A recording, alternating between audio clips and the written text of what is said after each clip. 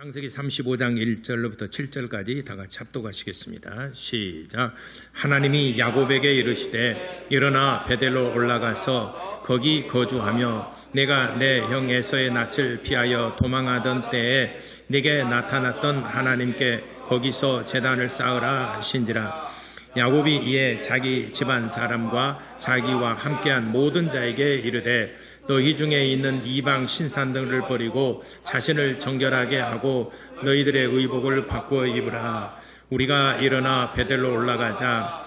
내 환난 날에 내게 응답하시며 내가 가는 길에서 나와 함께 하신 하나님께 내가 거기서 제단을 쌓으려 하노라 하며 그들이 자기 손에 있는 모든 이방 신상들과 자기 귀에 있는 귀고리들을 야곱에게는 주는지라. 상수리 나무 아래에 묻고 그들이 떠났으나 하나님이 그 사면 고을들로 크게 두려워하게 하셨으므로 야곱의 아들들을 추격하는 자가 없었더라. 야곱과 그와 함께한 모든 사람이 가나안 땅 루스 곧 베델에 이르르고 그가 거기서 제단을 쌓고 그곳을 엘 베델이라 불렀으니 이는 그의 형의 낯을 피할 때에 하나님이 거기서 그에게 나타나셨음이더라. 아멘. 오늘은 이제 베델을 엘 베델이라 하는 그 연유에 대해서 같이 은혜 나누고자 합니다. 하나님은 나를 끝까지 사랑하신다. 두 번 고백하겠습니다. 시작. 하나님은 나를 끝까지 사랑하신다. 하나님은 나를 끝까지 사랑하신다. 민수기 23장 19절에 말씀하십니다. 하나님은 인생이 아니시니 시건하지 아니하시고 말씀하시는 바에 대해서 후회함이 없으시고 또 한 번 말씀하신 것에 대해서는 반드시 이행하시는 분이시다. 이렇게 하나님에 대해서 말씀하고 계십니다. 그러니까 하나님은 복을 주시기로 작정하셨으면 어떻게 끝까지 찾아가서 하나님께서는 복을 주시고 또 하나님께서 멸하시기로 작정하셨으면 어디로 가든 저 바다 끝에 거한다 할지라도 저 하늘 높은 곳에 있다 할지라도 어디로 가든지 끝까지 찾아내서 하나님은 심판하시는 분이십니다. 말라기 1장 1절로부터 보게 되면은 하나님께서 야곱을 사랑하셨고 에서를 미워하셨다라고 그랬습니다. 야곱은 사랑하셨고 에서를 미워했다. 에서의 후손들이 바로 에돔입니다. 에돔이라 말은 붓다, 빨갛다 이런 의미를 가지고 있는데 에서의 후손인 에돔이 하나님을 떠나서 자기가 새로운 나라를 건설하려고 그랬어요. 다시 말하자면은 세겜을 떠나서 세일산으로 갔습니다. 세겜은 자기의 꿈과 그 야망을 펼치기에 너무 작아요. 그 지역이. 그래서 자기의 원대한 꿈과 야망을 키우기 위해서 세일 땅으로 갔습니다. 세일 땅은 에돔 땅이라고도 합니다. 에돔 족속이 에서의 후손들이 가서 거기 살았기 때문에 에돔 땅이라고도 합니다. 그곳이 어디냐면 소돔과 고모라성이 있는 곳이에요. 그때 당시에는 그 사해바다 아래쪽이에요. 굉장히 비옥한 땅입니다. 아브라함의 조카 롯이 사방을 둘러보니 그곳이 제일 비옥한 땅이었습니다. 그래서 그쪽으로 갔던 곳이 바로 에돔 땅, 에돔의 후손들, 에서의 후손들이 갔던 땅이고, 그리고 그곳이 바로 이제 훗날 에돔이라고 그랬고, 그 전에는 소돔과 고모라 땅이 있었던 곳입니다. 그러니까 굉장히 비옥한 광활한 땅이 있어요. 초원이 있습니다. 물이 풍성한 곳입니다. 내 꿈을 펼치려면 그래도 이 정도는 돼야 되지. 우리가 혹시 꼭 이런 그 꿈을 갖기도 합니다. 이곳은 내가 섬기기에 너무 좁아. 뭔가 원대한 꿈을 가지고 와야 되지. 에서는 그런 생각을 가지고 세일산으로 갔습니다. 거기서 자기 꿈과 야망을 펼치려고 그곳으로 갔습니다. 세겜 땅이라고 하는 곳은 아브라함과 그의 조상 이삭과 야곱이 있었던 그 대대로 아버지 아브라함으로부터 대대로 섬겼던 그 거주한 땅입니다. 세일산이. 세겜산이. 근데 아버지가 하나님을 섬겼던 그곳을 떠나서 원대한 그 세일산으로 가서 거기서 자기의 꿈과 야망을 펼치려고 했던 곳입니다. 그러니까 하나님께서 이를 미워하신 것입니다. 아버지가 있었던 그곳을 떠나지 아니하고 조상이 섬겼던 걸 떠나지 아니한다는 것은 신앙의 자리를 옮기지 아니하고 신앙의 지계석을 옮기지 않고 그곳에 남아서 하나님을 끝까지 아버지가 섬겼던 하나님, 그리고 그의 아들이 섬겼던 이삭이 섬겼던 하나님, 그리고 자기가 섬겨야 할 자리를 떠나 그곳을 떠나 세일산으로 갔습니다. 그래서 아브라함과 그 아버지 이삭이 섬겼던 그 지역을 떠나 이제 세일산으로 가서 거기에서 뭔가 꿈을 펼치려고 할 때 하나님께서 그를 미워하셨어요. 이곳이 그렇게 좁더냐? 네가 꿈을 펼치기에 이 세겜산이 너무 좁더냐? 하나님께서 신앙의 근거지 본산지를 떠난 에서를 미워하셨어요. 그래서 에서는 그로부터 하나님을 떠나 살았습니다. 그래서 에서의 후손들, 에서뿐만 아니라 에서 후손들까지도 하나님께서 미워하셨어요. 그러니까 에서의 후손들은 그곳의 광활한 평지에 농업이 잘 되고 목축업도 잘 되고 거대한 나라를 건설을 했습니다. 그런데 하나님께서 미워하셨어요. 뭔가 세상에서는 잘 되고 있는데 하나님이 미워하셨어요. 그래서 그들을 다 헐어버렸어요. 그랬더니 에돔 후손들이 말하기를 우리가 하나님이 허셨을지라도 우리의 힘과 능력과 봐라 이렇게 광활한 초원이 있고 물이 풍성한데 우리가 무엇인들 못하겠느냐, 또 다시 짓자 하고 또 나라를 또 도시를 건설을 했습니다. 너희가 다 지어서 뭔가 이제는 다 이렇다 할 무렵에 하나님께서도 다시 헐리라 이렇게 말씀하셨습니다. 그런데 에돔의 후손들이 또 말합니다. 하나님이 오셨을지라도 우리가 다시 세우리라. 이것이 말라기 1장 2절로부터 5절까지 기록된 말씀이에요. 네가 또 다 회복하고 지었느냐? 내가 또 다시 헐리라. 누가 피곤하겠습니까? 다 지었던 것을 허시는 하나님이 피곤하시겠습니까? 그들이 이루려고 노력했는데 헐려지는 것이 더 피곤하겠습니까? 에돔의 후손들이 더 피곤하겠습니까? 하나님이 피곤하시겠습니까? 에돔의 후손들은 참 피곤한 인생을 살았습니다. 그 후손들까지라도. 왜 그랬을까요? 하나님을 떠났기 때문에 그렇습니다. 그래서 하나님을 떠난 후손들은 끝까지 찾아가서 그들이 뭔가 이루려고 몸부림 애쓰고 다 이루었다 할지라도 하나님은 심판하시는 분이십니다. 그러나 야곱은 형 에서의 칼을 피해서 자기 목숨 하나 건져서 도망치는 그런 신세가 됐습니다. 그럴지라도 하나님께서는 야곱을 끝까지 기억해 주셔서 야곱을 찾아서 어디로 가든지 그를 불러내서 복을 주시는 분이십니다. 그러니까 형 에서와 야곱의 인생이 아주 극명하게 아주 그 인생이 달라진 그런 사건이 오늘 성경에 기록되고 있습니다. 그러면은 에서하고 야곱은 쌍둥이로 나왔어요. 근데 에서가 먼저 나왔고 그 발뒤꿈치를 잡고 곧바로 야곱이 나왔습니다. 그러니까 에서가 형이고 야곱이 둘째예요. 그래서 장자의 모든 권한과 모든 분깃은 에서가 가져가야 옳습니다.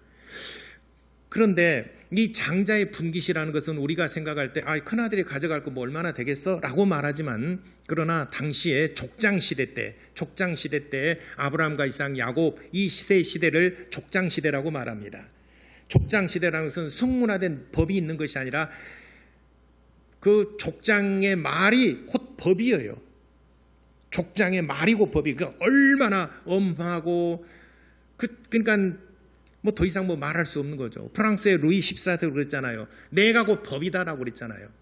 내가 곧 법이다. 루이 14세 짐이 곧 국가다. 그 말은 내가 말하는 것이 곧 법이다. 얼마나 포악하고 얼마나 그 공포 정치를 했는지 모릅니다. 그러니까는 그것에 얼마나 그 프랑스 국민들이 백성들이 막 칸에 사무치고 두려움과 공포 정치를 하니까 조금만 잘못하면은 막 잡아다가 감옥에 옛날 우리 80년대 삼천교육대라고 있었지 않습니까? 그냥 조금 마음에 안 들면 잡아다가 삼천교육대 들어가서 실제로 제가 부목사 때에 그 삼천교육 들어가 정말 정신이 약간 그 이상 그 얘기를 들어보니까 거기 가지고 얼마나 많이 얻어맞고 했는지, 자기는 이러했는데 내가 그렇게 뭐 잘못한 건 아닌데 잡혀 들어가가지고 삼천교 때 잡혀 들어가지고 약간 정신 좀 이상하게 되었는데 저한테 늘 안수받고 그랬던 분이 있습니다. 얼마나 사무쳤더니 그의 그 루이 16세를 단두대 모든 그 국민들이 보고 있는 앞에서 세워놓고 목을 그대로 처단을 해버렸지 않습니까? 그것이 이제 프랑스 혁명으로 연결되어진 거죠. 그만큼 분노에 가득 찬 공포정치, 분노에 가득 찬 백성들이죠. 그러니까 오늘 이 성경에도 예서가 장자의 분깃을 팥죽 한 그릇에 이 교활한 야곱이 가져가 버려 뺏어가 버렸다는 것은, 그리고 이제 아버지 이삭이 그 축복을 할 때 야곱에게 축복을 했지 않습니까?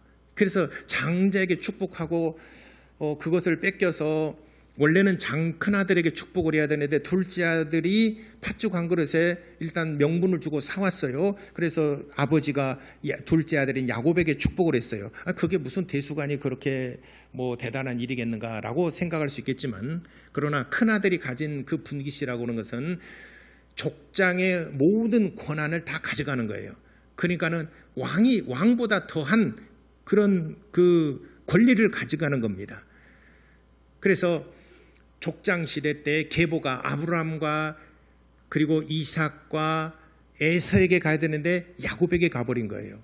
그러니까 그 모든 그 왕권과 같은 그런 권한이 큰아들에게 가야 되는데 둘째 아들에게 가버린 거죠. 그러니까 모든 명예, 권력, 지위, 재산, 다스릴 수 있는 모든 것들 전부 다 동생이 뺏어가 버린 겁니다. 그러면은 이걸 다시 되찾아오는 방법은 뭐냐? 죽여야 됩니다. 이를 죽여야 내가 죽어버리면 이제 더 이상 권력을 행사할 수 없으니까 내가 다시 찾아올 수 있어요. 그래서 죽이려고 그를 하니까 그의 어머니가 이러다가는 아들 다 잃어버리게 생겼다. 그래서 야곱을 네 외삼촌 집에 가서 내가 부를 때까지 너는 거기서 머물러라 하고 그날 저녁에 야곱을 집에서, 아버지 집에서 빼내서 도망질 치게 만듭니다. 야곱이 첫날 밤을 지내는데 아무 준비 없이, 사실상 뭐 준비된 것도 없이 그냥 급히 자기 목숨을 노리는 자의 칼을 피해서 나왔기 때문에 얼마나 두렵고 떨리는 가운데 도망갈 수 있는 최대한 거리를 도망질 칩니다. 그리고 거기서 첫날 밤을 지내는데 하늘을 이렇게 이불 삼고 해서 들에서 하룻밤을 잡니다. 이슬을 맞으면서 하룻밤을 잡니다. 그랬는데 잠을 자는데 꿈속에서 하늘에서 사다리가 이렇게 내 머리 베개 하던 곳에 이르르면서 하늘에서 큰 음성이 있어서 야곱에게 말씀하십니다. 이것이 창세기, 여러분 주보에 기록되어 있어요. 창세기 28장 13절, 14절, 15절에 기록되어 있어요. 야곱은 지금 자기 목숨 하나 건져서 형이 여기까지 쫓아와서 나를 죽이면 나는 영락없이 죽을 수밖에 없는 그런 운명에 처해 있습니다. 그러니까 들에서 잠을 자고 있는데 잠을 자더라도 불안하죠. 여기까지 형이 나를 쫓아와서 나를 죽이면 어떻게 할까? 도망질 치는 신세가 되었는데, 그런데 꿈속에 보니까 사다리가 쭉 내리면서 하늘로부터 내가 베개자던 그 가지 천사들이 오르락 내리락 하면서 하늘에서 큰 음성을 듣습니다. 그 음성이 뭐냐면은 나는 여호와니 너의 조부의 하나님 아브라함의 하나님이요 이삭의 하나님이라. 네가 누워 있는 땅을 너와 내 자손에게 주리니 내 자손이 땅에 티끌같이 되어 내가 서쪽과 동쪽과 북쪽과 남쪽으로 퍼져 갈지며 땅의 모든 족속이 너와 내 자손으로 말미암아 복을 받으리라. 내가 너와 함께 있어 내가 어디로 가든지 너를 지키며 너를 이끌어 이 땅으로 돌아오게 할지라. 내가 네게 허락한 것을 다 이루기까지 너를 떠나지 아니하리라 하신지라. 아멘 안 하시죠? 아무리 야곱의 일이지만 얼마나 정말 천군만마를 넣는 것보다 더 큰 힘과 위로를 받았습니다. 그래서 아침에 일어나서 베개하던 그 돌을 세워서 거기에 기름 붓고 제사를 드렸습니다. 그러면서 하나님께 고백을 합니다. 하나님께서 약속하신 이 말씀을 이루셔서 나를 이곳으로 돌아오게 하실 것 같으면 내가 반드시 10분의 1을 드려 하나님께 내 믿음을 고백하고 이 증표로 삼겠습니다 하고 제사를 드립니다. 그리고 그곳 이름이 본래는 루스라는 그 지역 이름인데 야곱이 그 이름을 베델이라고 짓습니다. 베델이란 말은 하나님의 집이란 말이에요. 하나님의 집. 그래서 이곳 이름을 그때부터 베델이라 했습니다. 그로부터 이제 먼 방랑의 길을 떠납니다. 외삼촌 라반의 집으로 갑니다. 20년간을 거기서 삽니다. 여러분 20년 사는 동안 여러분 다 아시겠지만 아내 4명을 얻습니다. 아내 4명을 얻는 것이 다 즐거움을 얻는 것이 아니라 외삼촌이 뭐 여차저차해서 사실 마음에 안 든 결혼들을 하게 됩니다. 거기서 아내들을 얻는 동안에 14년을 고생을 하고 또 이제 아내들을 먹여 살리려면 또 식소를 먹여 살려면 내 재산이 있어야 되지 않습니까? 6년을 거기에서 일을 합니다. 그리고 또 그 야곱이 하는 모든 일이 다 잘 되니까 외삼촌이 계속 번복을 합니다. 번복해서 계약을 했으면은 이행을 해야 되는데 야곱이 보니 지금 잘 되니까 번복을 10번이나 번복을 합니다. 계약을 번복하고 그러니까는 야곱이 얼마나 그 삶이 피곤하고 지쳤겠습니까? 그렇게 20년간을 지냅니다. 오늘 성경의 본문에는 이제 이런 말씀이 지금까지 여러분들이 이제 서론 야곱이 이제 외삼촌 라반의 집에 갈 때까지 그런 과정의 얘기를 하면은 오늘 이제 말씀드리는 주제는 뭐냐면 이제는 돌아왔을 때 얘기입니다.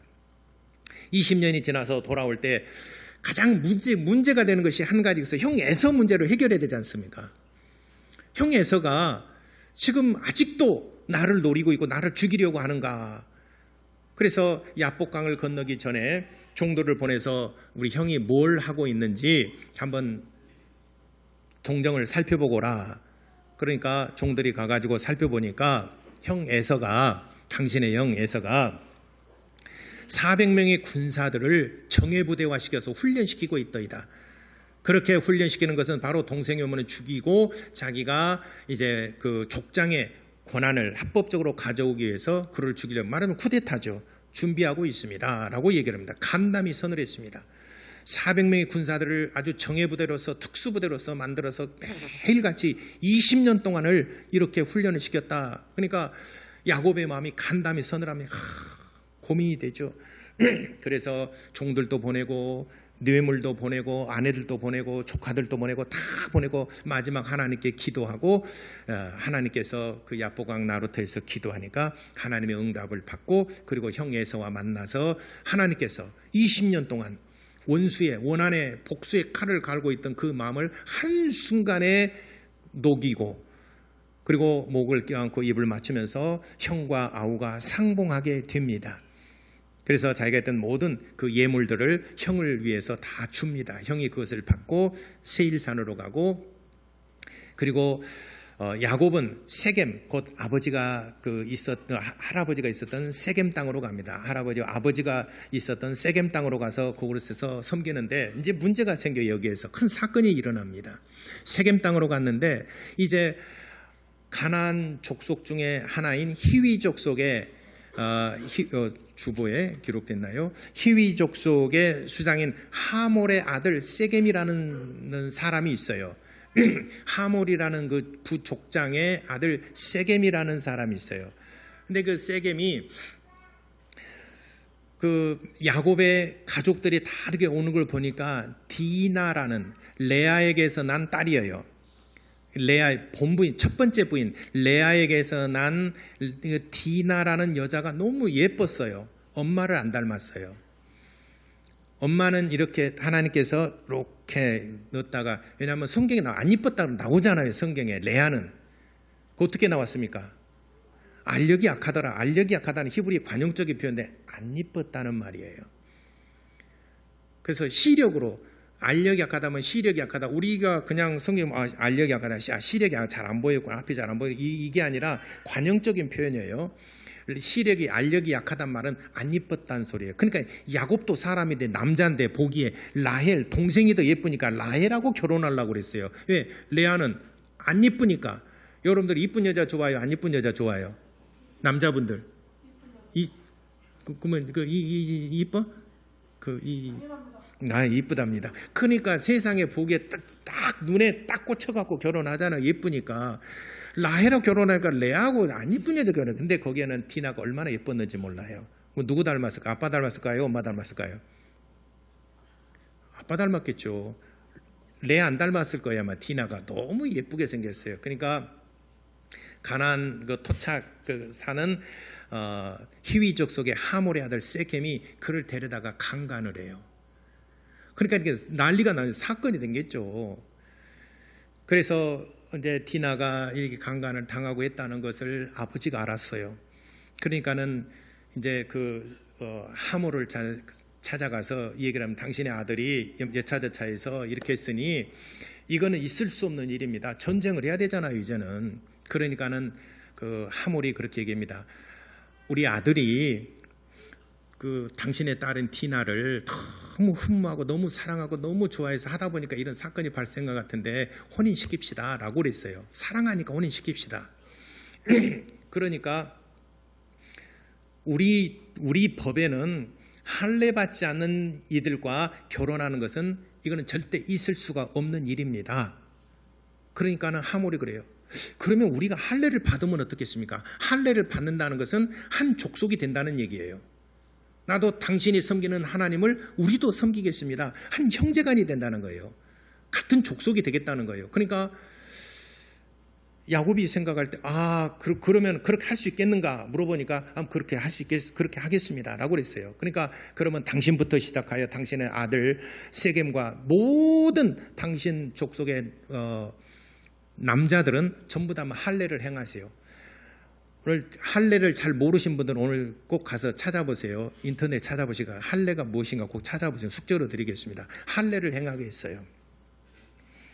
그러니까 그렇게 하기로 하고 남자들이 다 할례를 행했어요. 할례 행하고 3일째 되니까 너무 아파요. 여자분들 잘 모르겠지만은 걸음도 잘 못 걷고 이렇게 해서 이제 3일째 되는 날 디나의 오빠, 친오빠 시몬과 레위가 있어요. 시몬과 레위가 분이 안 풀려요.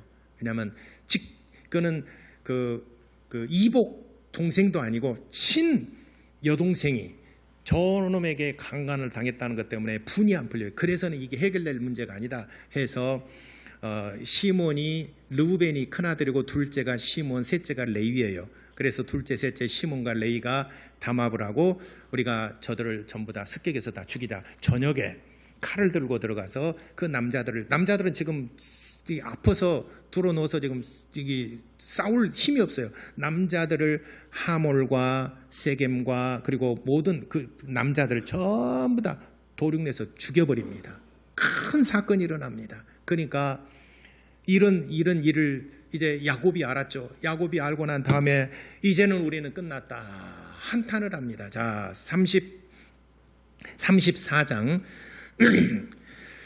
34장 자 바로 전 26절에 칼로 하몰과 그의 아들 세겜을 죽이고 디나를 세겜의 집에서 데리고 야곱의 여러 아들들이 그 시체는 성읍으로 쭉 나와요. 그리고 30절에 뭐라 그러냐. 야곱이 시몬과 레위에게 이르되 너희가 내게 화를 끼쳐 나로 하여금 이 땅의 주민 곧 가나안 족속과 브리스 족속에게 악취를 내게 하였도다. 나는 수가 적은즉 그들이 모여 나를 치고 나를 죽이리니 그러면 나와 내 집이 멸망하리라. 이제는 영락없이 이렇게 되어 있어요. 그 토착민이 그 족속만 있는 것이 아니라 주변의 여러 족속들과 유대 관계를 가지고 잘 지내고 있었어요. 근데 히위 족속이 이렇게 남자들 도륙을 당했어요. 그러면은 주변의 국가들이 가만히 있겠느냐 이 말이죠. 예.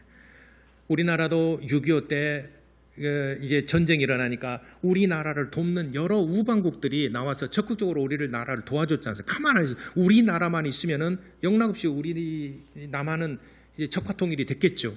그렇지만 우리를 돕는 미국을 비롯해서 우방국들이 다 와서 우리를 도와줬지 않습니까? 지금 그런 상황이에요. 그러니까 영락없이 우리는 이제는 죽게 되었다. 야곱이 이제 돌아온 지 얼마 되지도 않았지 않습니까? 어찌 보면은 야곱의 식솔들과 그 일행은 거기서 방랑객이에요. 이제는 우리는 영락없이 여기서 포위를 당하고 여기는 죽게 되었다라고 야곱이 한탄을 합니다. 그의 아들 시몬과 레위가 하지 말아야 될 일을, 약속을 파기해버렸지 않습니까?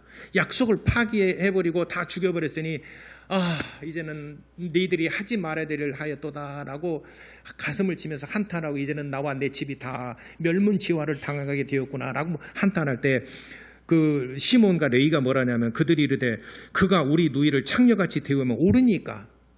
이 말도 또 한편으로 보면 또 정의롭기도 하잖아요. 내 그 동생을 창녀처럼 저들이 대우를 했는데 그럼 우리가 보고만 있으라는 얘기입니까? 지금 이런 얘기지 않습니까? 누가 정의롭습니까? 잘 모르겠습니다만 어쨌든 상황이 이렇게 되다 보니까 야곱은, 시몬과 레위는 자기는 정의롭게 일을 했다라고 하지만 더 인생을 오래 산 아버지 야곱의 입장에서 볼 때는 이제 큰일 났어요. 주변의 국가들이 연합을 해서 우리를 칠 때 우리는 멸문지화를 당하고 우리는 다 죽임을 당하고 있는 민족과 우리는 이제 끝이 나는구나라고 할 때 하나님께서 야곱을 부르셨어요. 야곱아, 네가 처음 내가 약속하던 곳 생각나니? 베델에서 내가 너에게 한 말 너 지금 기억하고 있니? 너와 내 가정 그리고 너와 함께한 사람들 다시 베델로 다시 올라와라. 베델로 다시 올라와라. 내가 할 말이 있다. 그러니까 야곱이 이제는 시리에 빠져 있고 이제는 죽을 수밖에 없는 그런 운명에 처했을 때 하나님께서 야곱을 부르시고 베델로 다시 올라오라고 말씀하실 때 이제 야곱이 식구들과 함께한 남자들 다 베델로 모이라고 그럽니다. 베델로 올라오라 할 때에 야곱이 그의 자기 집안 사람과 3절 2절에 그랬습니다. 사람들이 이르되 너희 중에 있는 세 가지를 명합니다. 첫 번째, 이방 신들을 버려라 라고 그랬습니다. 다시 말하면 우상을 다 버리고 와라. 우상들을 버리고, 그러니까 20년 동안 지내면서 우상 하나님을 잊어버리고 우상을 섬기는 그런 삶을 살았다는 것을 알 수가 있겠죠. 그리고 두 번째, 자기 자신을 정결하게 하라. 자기 자신을 더럽히는 게 뭡니까? 탐욕입니다. 예수께서도 말씀하셨습니다. 밖에서 안으로 들어온 것이 너를 더럽게 하는 것이 아니라 밖으로 나가는 것이 너를 더럽게 하는 것이다 라고 그랬습니다. 그러니까 탐욕, 마음의 욕심들, 더러운 욕심들, 이것이 우리를 더럽게 만든다라고 하는 겁니다. 그 다음에 세 번째는 의복을 바꾸어 입으라. 의복을 바꾸어 입고 하나님 앞에 제사를 드리게 합당한 의복으로 바꾸어 입고 와라. 이렇게 세 가지를 명합니다. 그리고 베델로 올라가자. 자, 3절에 우리가 베델로 올라가자. 내 환난 날에. 그 여러분 내 환난 날, 이건 야곱의 마음을 여러분이 이해할 수 있겠죠. 내 환난 날에 내게 응답하시며 내가 가는 길에서 나와 함께 하신 하나님께 내가 거기서 제단을 쌓으려 하노라 라고 그랬습니다. 그러니까 야곱과 함께한 백성들이 이방 신들을 버리는데 귀걸이랄지 목걸이랄지 이런 이방 신들을 새긴 우상을 새긴 것들을 전부 다 야곱에게 가져왔어요. 야곱이 상수리 나무를 파고 거기다 다 묻어버렸습니다. 그리고 두 번째는 이제 자신을 정결하게 하라라고 했습니다. 탐욕을 버리고 너희가 하나님 앞에 예배하기에 합당한 그런 마음 자세를 가지고 오라 라고 말씀하시고, 세 번째는 의복을 바꾸어 입고 제사를 드리라. 의복을 바꾸어 입으라는 말은 당시에는 의복을 보게 되면 저 사람이 장사꾼인지 아니면 관료인지 아니면 상인인지 뭐 하는 사람인지 금방 압니다. 그러니까 자기 정체성이 뭐냐, 네가 누구냐, 네 정체성이 뭐냐, 이것을 너희가 확실히 하고 오라 이 말이에요. 마음의 결단을 하고 오라. 그러니까 당시에 야곱은 자기 정체성을 잃어버린 거죠. 지금 베델에서 하나님께서 약속하신 것을 20년이 지나고 나니까 잃어버린 거예요. 잊어버린 겁니다. 그래서 너희 정체성을 확인하고 가지고 와라. 너는 하나님을 섬기는 자가 아니냐. 어찌 이방 신을 섬기는 이방 그 우상들을 가지고 내게로 오느냐. 너희 정체성이 뭐냐. 우리도 살다 보면은 우리의 신앙의 본 주소, 처음 우리가 하나님께 은혜 받았던 그 은혜 잊어버리고 망각하며 살 때가 있지 않습니까? 내 자신이 누구인가 잊어버리고 살 때가 있지 않습니까? 내 정체성을 잊어버리고 살 때가 있지 않습니까? 목사는 목사로서, 장로권사 안수자는 또 자기 직분에 또 정체성을 가지고, 집사님도 자기 정체성을 가지고 뭔가 내가 하나님이 나를 부르시고 처음 사랑했던 것을 우리 기억하고 그 마음을 가지고 살아야 되는, 다 잊어버렸어요. 너의 정체성이 뭐냐? 네가 누구냐? 너 자신을 기억해라. 야곱에게 말씀하신 겁니다. 의복을 바꿔 입으라. 그래서 거기서 이제 야곱의 식구들과 함께한 사람들이 다 그렇게 야곱이 명령한 것을 그렇게 다 준행을 하고 베델로 올라와서 하나님 앞에 제사를 드렸습니다. 야곱의 식구들과 그 함께한 사람들이 따르지 않을 수 없었던 것은 지금 상황인지라 이렇게 하지 않으면 죽을 수밖에 없잖아요. 지금 이방 주변의 히위 족속 하몰과 그의 세겜을 다 죽여버렸지 않습니까? 주변 국가들이 주변의 부족들이 전부 다 단합을 해서 우리를 지나 우리 영락이 죽을 수밖에 없는 그런 지금 입장 상황이지 않습니까? 그러니까 우리가 하나님께로 돌아가자 하나님께서 우리를 부르신다. 베델로 올라가서 제사를 드렸습니다. 그랬더니 하나님께서 이렇게 베델로 올라가서 이방 신들을 버리고 자신을 정결하게 하고 의복을 바꿔 입고 내게로 나서 제사를 드리라 할 때 제사를 때 하나님께서 이렇게 말씀하셨습니다. 5절에 그들이 떠났으나 하나님이 그 사면 고울들로 크게 두려워하게 하셨으므로 야곱의 아들들을 추격하는 자가 없었더라. 어떻게 되었습니까? 주변의 모든 민족들, 족속들을 하나님께서 크게 두려워하게 하셨다라고 그랬습니다. 그러니까 감히 어느 누구도 야곱과 그의 자손들을 한 사람도 털끝 하나 손대지 못하도록 하나님께서 두려워하게 하셨다는 것은 하나님께서 야곱을 지켜주셨다는 것입니다. 야곱이 그 제사를 드리고 예배를 드리고 나서야 비로소 안도의 한숨을 쉰 겁니다. 아브라함의 하나님, 이삭의 야곱의 하나님, 이삭의 하나님, 야곱의 하나님, 나의 하나님. 그래서 그가 크게 위로를 받았습니다. 그래서 이제 야곱이 재차 자기의 정체성을 확인했던 곳이 바로 베델입니다. 20년 전에 부르고 하나님께서 부르시고 약속하셨던 하나님께서 바로 그 장소 베델로 부르셨어요. 베델로 부르시고 다시 한번 너의 정체성, 내가 너와 언약했던 것을 다시 한번 기억하라. 회상을 시켜주신 것입니다. 그러니까 야곱이 이때 하나님의 사랑과 은혜를 깨달은 것입니다. 그래서 이곳 이름이 본래는 루스라는 곳인데 이 베델이고 그가 제단을 쌓고 그곳을 엘 베델이라 불렀더라. 베델을 다시 엘 베델로 불렀다라고 그랬습니다. 이름을. 그러니까 엘 베델이라는 말은 베델의 하나님, 엘이란 말은 하나님이란 말이에요. 그러니까 엘 베델이라는 말은 베델의 하나님, 베델의 하나님. 그래서 베델의 하나님이라는 말은 신앙의 정체성을 회복해 주신 곳이 바로 엘 베델입니다. 여러분 새해 신년도 첫 예배를 주일 예배를 맞이하여 여러분들의 신앙의 정체성을 확인하시기 바랍니다. 회복하시기를 바랍니다. 처음 내가 하나님의 은혜를 입었던 것 기억하시고 하나님께서 나를 부르시고 내게 귀한 일들을 맡기셨던 것들 한번 생각해 보세요. 기억하시고 이제는 베델의 하나님에서 엘 베델의 하나님, 나의 정체성, 내가 누구인가, 나를 다시 되찾는 귀하고 보배로운 이 시간, 바로 이곳 장소, 이 시간 되시기를 예수 이름으로 축원합니다. 기도하겠습니다. 엘 베델의 하나님, 곧 나의 하나님, 나의 신앙의 정체성을 회복하고 하나님을 다시 한번 새롭게 하고 영화롭게 하며 잘 섬기는 믿음을 갖도록 우리 다 같이 기도하시겠습니다.